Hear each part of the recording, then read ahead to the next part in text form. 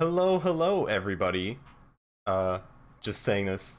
Make sure spawn in the chat if you can hear me. You never know how these things go with marathons. They're tricky to set up. So, welcome everybody to 4-Pack All Action for the Sega Master System. This is a Korean-developed, Australian-exclusive 4-in-1 bootleg cart released for the Master System by OpenCorp, who is a company I have never heard anything else about.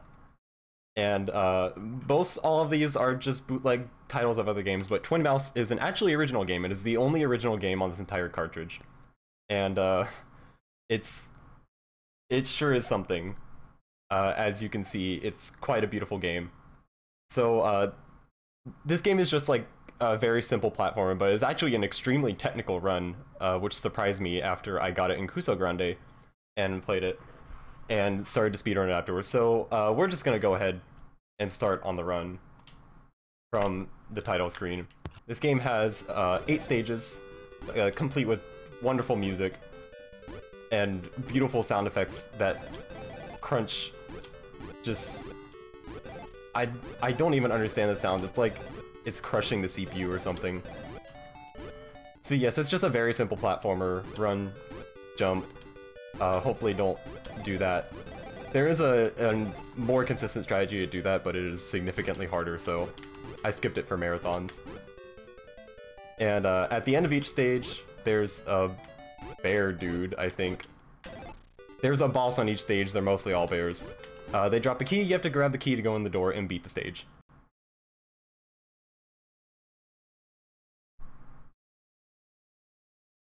And you get the wonderful score countdown that signifies to me that this is probably going to be an arcade game, but it never was.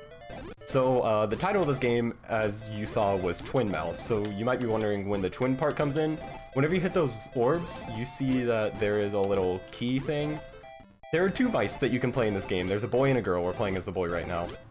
And we're gonna actually pick up the girl right here, and we are never going to switch off of her. The boy mouse is completely useless. There is 0 use for him. The girl is better in every single way. I've never found a difference between them other than the fact that the girl can float. So we're gonna remain as the girl for the whole time.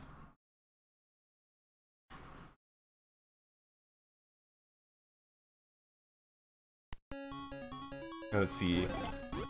This stage. This game is actually like impressively technical. I was very surprised when I picked it up. The only shame about it being so technical is that it's like there's a lot of randomness with the physics where like sometimes you'll clip through things, there's like some minor clips that are used in speedruns, and sometimes you won't, and sometimes you'll just like fall through enemies. Sometimes like you'll try and float and you just won't. Sometimes you can just pass through enemies and then like land on top of them. Sometimes this door doesn't activate unless you're directly on top of it. It's such an odd game. But it's surprisingly a fun game. I pulled this in the beginning of Kuso 4, courtesy of Lizstar. I'm sure everybody here is well acquainted with Liz. And I actually had a lot of fun with it. It was probably one of my more favorite games I ever pulled in Kuso. Oh, here's a kind of tight jump. Sometimes your jump input just gets eaten, so you just die. That guy we have to pause, because if you just try and jump on him, sometimes he just goes straight through you. And sometimes you try and jump on top of enemies like that, and you just die.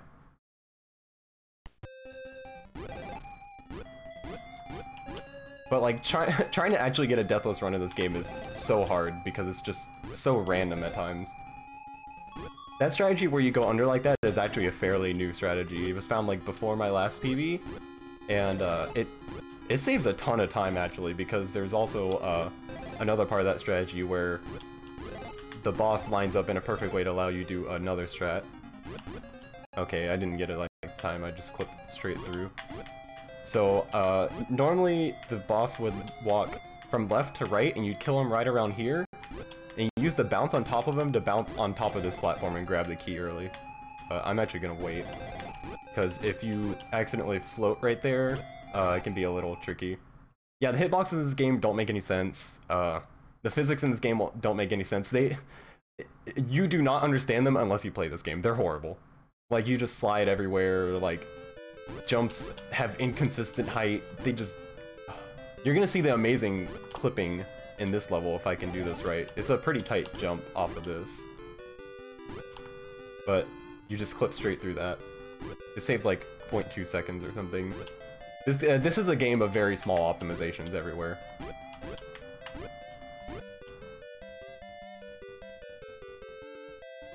This has been in Kuso twice. It's so good, it's such a good game that it really should be in there twice. It's pretty much the best Master System game ever, and you can quote me on that.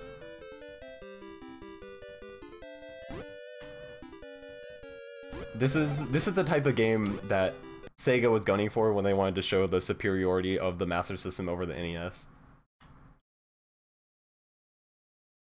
Just like we saw in the last run, showing the glory of the Sega Saturn, the best console ever.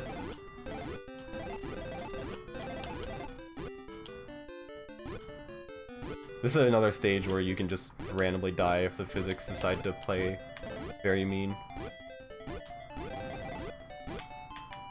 Okay, I accidentally jumped right there because I was very dumb. So there, okay, you can just sometimes die on that enemy. You'll just move straight through him. This can sometimes kill you. And we didn't that time. I've had this boss, after I killed this boss, I just died from absolutely nothing. I stood in this blank room and I just died. And I've never seen it happen again.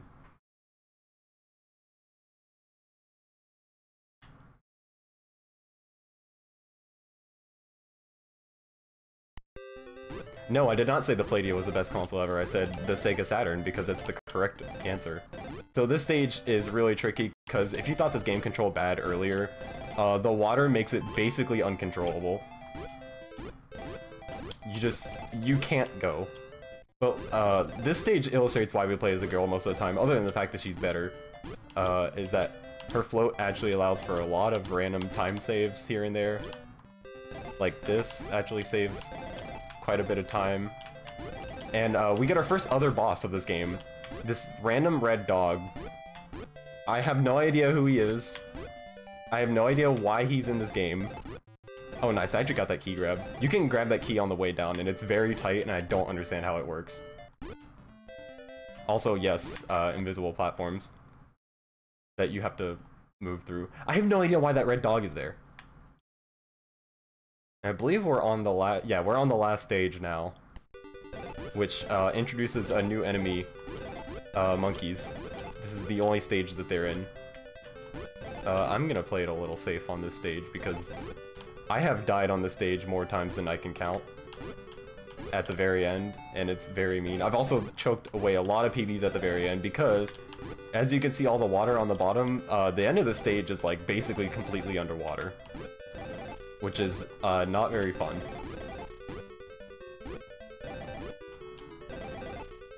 Oh, you see that enemy right there? You're gonna see him again right here, because this is the final boss of the game. And he's also the easiest boss, since you just tap A and you'll jump on him automatically. And so now we have the hardest part of the entire run, trying to navigate through this water, grab the key without missing, without extraneous jumps everywhere. This is easily the most nerve-wracking part, and then make it in the door. And once the score finishes counting and we get to the end screen, we're done. We saw the boy for only 1.5 stages. I hope you enjoyed him, because here he is again. And we get wonderful the end screen.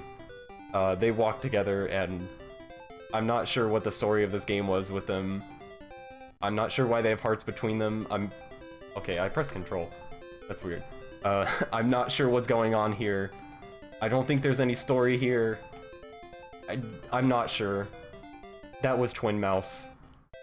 Twin Mouse is definitely a game. I actually recommend that people play it. It is surprisingly fun for not being good at all.